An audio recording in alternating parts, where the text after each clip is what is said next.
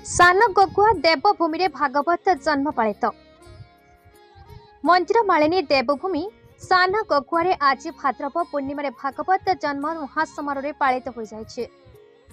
देवभूमि जगन्नाथ निकट रे प्रत्येक संध्यारे ओडिया भागवत पाठ परंपरा चालू रही।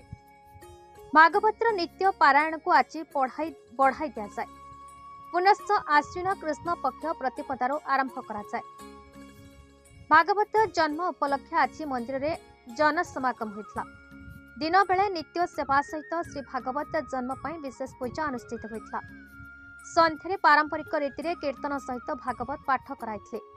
महोत्सव सान गगुआ बड़ गगुआ बांची कुसुम केलु प्रभृति ग्रामर भक्त माने एकाठी नाम कीर्तन करथिले। सर्वश्री पूर्णचंद्र दंडिया हेमंत कुमार साहू रवींद्र कुंवर वृषभ छेंडिया हलधर साहू गिरिधारी साहू जितेंद्र बेहेरा शुक्र छांकर बसंत साहू कैलाश नायक बिजू कुंवर मुरलीधर बड़नायक टिकेश्वर साहू भोलानाथ डगरा चित्रसेन नायक बैरागी पांचदिया चक्काडोला साहू किरण साहू ज्ञानदास साथुआ पूर्णचंद्र बेहेरा आलर पात्र अभिषेक दास लक्ष्मीप्रिया पहाड़ी लिपि माछुआ प्रमुख कार्यक्रम परिचालना करथिले।